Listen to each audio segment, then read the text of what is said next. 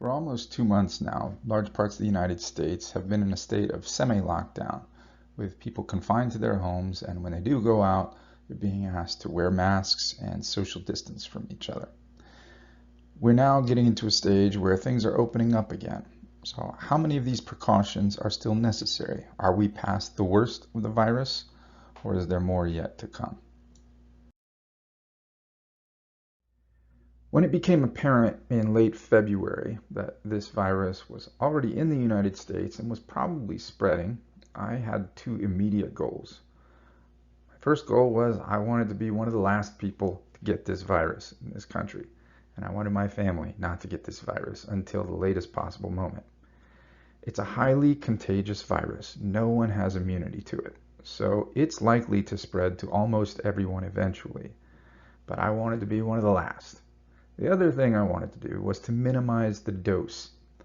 When I looked at news reports from overseas, it seemed that the young people who were getting sick and having very bad outcomes were often people that were exposed to large amounts of the virus at once. Many of them were healthcare workers who were being exposed to sick people on a regular basis. So I began isolating before there was an official stay-at-home order anywhere in this country, because my thinking is the less time you spend around other sick people, the less chance you have of getting a large dose. Now, in early March, there was a lot of discussion about flattening the curve to protect healthcare workers and hospital systems from being overwhelmed. I think that goal did not necessarily resonate with everyone in America. Americans are individualistic, and so maybe a better way is to appeal to your individual sense of self-preservation.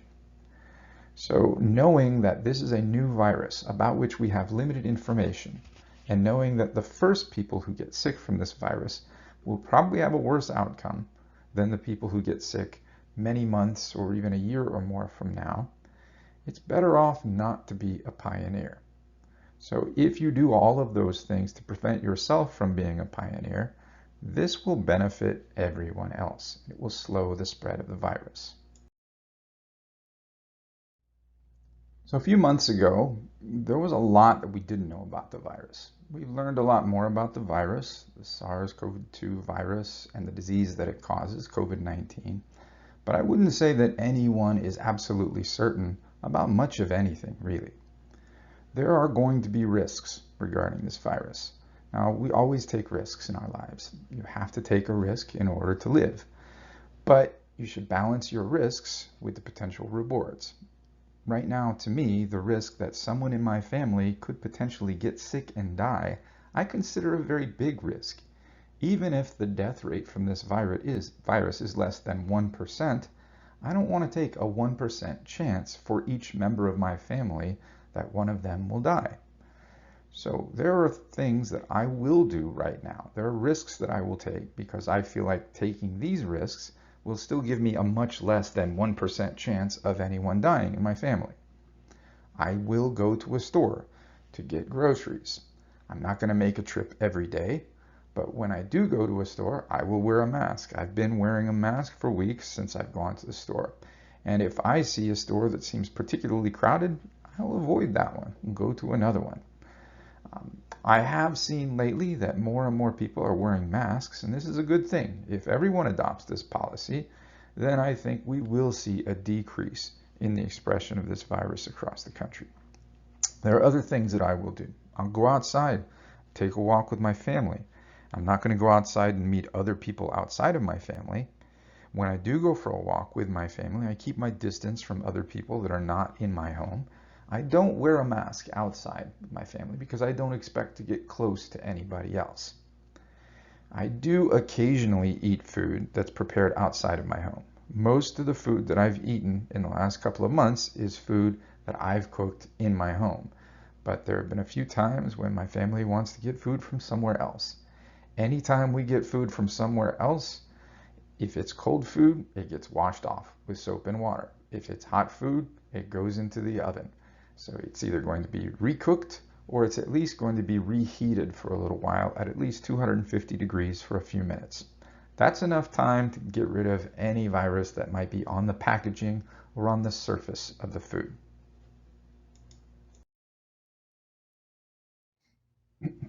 So far in the United States, there has been a limited coordinated response. Many people are staying at home most of the time, but there are large segments of the population that really haven't been complying with this. More and more people are wearing masks, but I expect that some people will start slipping up on that as well as they try and return to normal. So I fully expect this virus is going to persist. We are not stamping out the infection in the United States. It's going to stay here. It's going to continue to spread. I don't expect that there's going to be a vaccine developed and distributed in time to prevent this infection from reaching the majority of the population. So given this, there are some risks that I'm still not prepared to take. To pursue my goal of being one of the last people to get infected, and to make sure that if I do get exposed, I get exposed to smaller doses of the virus, I'm going to avoid any situations where I'm likely to be in a closed space with a group of people. So that means I will not get on a plane. Getting on a plane seems like about the worst possible place to be right now. You're rebreathing air in a small space with a large number of people. I'm not going to go eat at a restaurant. So I know that restaurants are trying to maintain social distancing behaviors, but when people are eating, they can't be wearing masks. Their mouths are going to be open. They're going to be breathing. So I am not going to go into a restaurant. In fact, I'm not going to sit in any enclosed room with people outside of my home. In my normal job, I would be teaching in a room full of people. I don't anticipate doing that for several months at the very least, and maybe for as much as a year from now. In fact, I would not participate in any large group gatherings either inside or outside. Being outside is better because movement of air distributes the tiny droplets that might contain the virus, and that would reduce your dosage. But if you're in a very large group outside, then there can be pockets of still air where people are breathing and rebreathing each other's exhalations. So I'm going to avoid that. Another important thing that I'm not going to do is I'm not going to take any of the drugs or supplements that people will be touting or have already touted as being a potential cure for this. There are no effective treatments that are known to work on this virus right now and that have improved the outcomes for anyone. So this includes the hydroxychloroquine. So far, the evidence indicates that not only does it not help, it may actually increase the death rate for people who have been treated with hydroxychloroquine. So I'm not going to try any new drugs or supplements until they have been thoroughly tested and established as being effective treatments for this virus. Now that could change if I'm in the hospital and I'm gasping for air and somebody wants to try an experimental drug. I might definitely say, okay, give me a shot. But right now, I'm not in that situation, so the risk is not worth the reward. In order to make good calculations about the risk-reward for any given activity, I think it helps to understand how this virus infects people and what kind of defenses you might personally have against that virus. Now, this is a novel virus in humans, meaning that before this past year, there were no people that had been infected with this virus. So there are not people that have established immunity to the virus. But even without that kind of specific immunity, we already have some non-specific responses to infection that protect us most of the time. So the non-specific infections are mostly things like physical barriers, and in some cases, non-specific protein enzyme effects that can neutralize or even destroy invading material. Now, for a virus to infect you, it has to get into your body. This virus does so by entering mucous membranes. That is usually through your eyes, your nose, or your mouth. Once it's in your body, the viruses have to reach the cell surface. So any given exposure is going to consist of a certain amount of the virus getting in. Now, viral infection and the immune response is a battle of numbers. With a small amount of virus entering your body, there's a decent chance that Your non-specific defenses, the physical barriers and fluids that you secrete, may do enough to prevent that virus from getting to your cells in large numbers. Now, if some amount of the virus does infect your cells, what's happening is that individual viruses are binding to protein receptors on the surface of the cell. Once the virus binds to a protein receptor, it can get pulled into the cell and take over that cell. That cell will now produce more viruses, which can then infect other cells. Now, if this were to go on unchecked, the virus would quickly take over your body. But in response to viral infection, we generate immune response against these foreign invaders. The immune response consists of the production of proteins called antibodies. One thing these antibodies can do is to coat the surface of a virus. Covering up the spikes will prevent the virus from binding to the receptor. If the virus doesn't bind to the receptor, you don't get sick. But it takes a while to build up production of these antibodies. Right now, because this is a novel coronavirus, the people who are first exposed to it don't have these antibodies in any significant numbers against this virus. Over the course of days after exposure, you will start to increase production of these antibodies. And if your production of the antibodies outpaces the reproduction of the virus, then you clear the virus and you recover. That is, unless this virus has done enough damage beforehand that the health problems that go along with infection can cause you great harm and potentially even kill you. So the goal in fighting an infection is to have good non-specific barriers to infection and give yourself time to ramp up the specific immune response. If you prevent yourself from getting large doses of the virus in the first place, that will help. If you have antibodies against this virus, then it's likely that any dose you get in the future will be covered by these antibodies and you will not get sick. One thing that we heard a lot in March was that even if the virus got to the United States, started spreading, it wouldn't be that serious because this is just like a flu.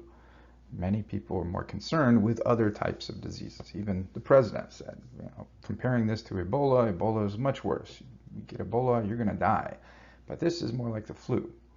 I think it's useful to actually make some comparisons between this disease and infection by Ebola virus, but also to make a comparison with another disease, HIV and AIDS. So Ebola is a virus that can spread from contact with bodily fluids. Now, it's not typically spread through the air. You have to get very close to a person to get it.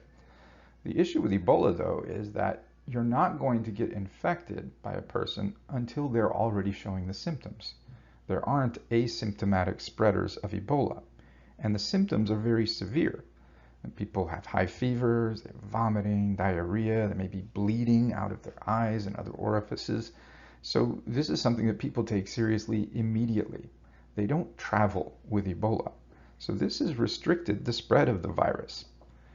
HIV in some ways is a lot more like what we see with the SARS-CoV-2 virus, the virus that causes COVID-19. HIV can infect a person without immediately causing severe health effects. People with HIV can travel and then can potentially infect other people. Now, the good thing about HIV is that it's not an airborne virus. If HIV were airborne, then things would be much worse than they already are. But one thing that many people may not realize is that HIV has caused much more death than Ebola ever has. Ebola has so far killed about 12,000 people on this planet. HIV is responsible for over 32 million deaths. Now, they both have high death rates, but the difference between them is their transmission rate. HIV has a much greater transmission rate because it can hide in people. Now, COVID-19 will spread more like HIV. It's not exactly the same. Although there are asymptomatic people, eventually these people will clear the virus and not be spreaders anymore. So for the asymptomatic spreaders, this is still just a transient effect. They may be spreaders for a few weeks, and then presumably they will clear the virus. Whereas with HIV, a person that can spread it as long as they're alive if they're not taking precautions. So the consequences of the way this virus is spread and the fact that many people are not directly impacted immediately, it means that this virus is likely to spread much more widely than Ebola and maybe even more widely than HIV. It's going to infect a lot more people than either of these viruses. Its death rate is lower than both, but the high rate of infection is going to result in a very large number of deaths. So as a result, the impact of this virus is going to be a lot more like AIDS than like Ebola, and it's not something to take lightly. So the United States is embarking on the process of reopening right now. So the initial goal was to flatten the curve of the infection, to try and get to the point where the rate of new infections was declining so that we would be prepared in our hospitals for any cases that do come. So an important question to ask is, have we done that? And I think it's good and instructive to look back to early March and to compare what's happened in the United States with what happened in other countries. So for most of January and February, the disease was confined mainly to China. There were a few sporadic cases elsewhere. But by early March, there were outbreaks that were showing up all around the world. So there was an outbreak in Italy, beginning in March 8th. If we look at that date in particular, in March 8th, the outbreak in the Lombard region in Italy consisted of over 5,800 diagnosed cases, 230 deaths from COVID. Now, the response in Italy was to do a regional partial lockdown. Now, this allowed some people to leave that region and spread from Italy, not only to other parts of Italy, but also to elsewhere in the world. It may have contributed to some of the cases in New York. So the response there was incomplete, and as a result, cases in Italy continued to grow. By May 16th, the number of cases in Italy had reached over 224,000, with over 31,900 deaths. Compare this with what happened in South Korea. On the same date, March 8th, in South Korea, there were over 7,000 cases, more cases than were diagnosed in Italy, but only 50 deaths so far. So maybe they were just a little bit better at testing. But what happened in South Korea was a bit different in terms of the response. There were broad response measures that were taken immediately. Large public gatherings were stopped across the nation, and a policy of national testing and contact tracing was implemented to try and stop the spread of the virus. And it worked. In South Korea, although the number of cases increased a bit after that, they did plateau. They flattened the curve. As of May 16th, there were a total of 11,307 diagnosed cases and only 262 total deaths from COVID-19 in South Korea. Now, compare that to what happened in the United States. On March 8th, there were fewer cases in the United States, only 541 diagnosed, and 22 deaths. Maybe that has something to do with the rate of testing, but they were probably at a similar starting point, these three countries. Now, the United States did declare a national emergency on March 13th, but that national emergency didn't come with any kind of a national response in terms of lockdowns of movement and in terms of nationwide testing and contact tracing. So the national emergency was an announcement, but there wasn't a major change in policy. So the lockdowns that did happen after this were partial and not the same in every part of the United States. As a consequence, from March 8th to May 16th, the number of U.S. coronavirus cases increased to over 1.5 million, and the number of deaths was over 90,000, greater than anywhere else in the world. These differences in national responses and national outcomes are even more striking if you plot out the numbers on a graph. So if you look at the total cases diagnosed and the total number of deaths over time, and you compare these three countries, South Korea, because of the scale of the number of cases, it almost looks like nothing was happening. Their total number of cases It's only about 11,000. The total number of deaths, a little over 200. So their line doesn't appear to be increasing at all. Even Italy, which at one time was about the worst place in the world to be in terms of COVID-19, they did eventually flatten the curve in terms of diagnosed cases and deaths. There are still some increases, but it's slower. Now compare this with the United States, the red line on the graph. Cases have been steadily increasing since March, and deaths have been steadily increasing. According to the numbers, we have not flattened the curve. We're still in a linear growth phase in this virus. So not only are we not preparing for the next wave, we haven't even gotten out of the first wave, and now we're starting to reopen. So given where we are right now in the United States, what should we personally be doing? Most of the states are opening up to some extent. Businesses are reopening. People are leaving their houses in greater numbers. So what am I going to do? Well, I'm going to mostly stay home. I am still going to restrict my movement among other people because I still want to delay my infection and the infection of my family. And if I am exposed, I want to make sure that I'm exposed to much lower doses. So that means that I'm going to wear a mask. Anybody in my family that leaves the house, if we're going anywhere but for a walk around our neighborhood, we're wearing a mask because the masks will prevent you from getting larger doses of the virus. They protect you by trapping some of the droplets that you might otherwise breathe in. But they also protect other people because when you are breathing out, your exhalations can be trapped by the mask, and you may be an asymptomatic spreader. Now, if everybody was wearing masks, then we're protected on both ends, and the risks to everyone drop significantly. Will I wear the mask all of the time? Well, maybe not. If I'm outside and not around anybody else, I might take my mask off. But anytime I'm going indoors, I'm putting that mask on. And especially the more people there are, the greater the risk there is. So even if I'm outside and there are a lot of other people around, I'm going to wear the mask. So the things that we must do: we must touch some objects, we must eat. We're going to leave our homes sometime. So is food safe? Well, for the most part, everything that we've seen so far indicates that most of our food and probably most of our packaging is likely to be safe.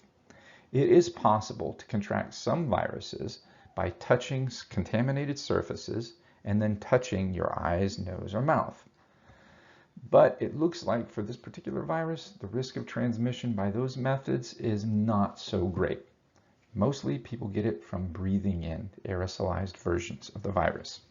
If you are concerned about surfaces, which is a reasonable thing to be concerned about, then you can take precautions. One major precaution is just to continuously wash your hands. Anytime you're touching anything that's come from outside of your home, wash your hands.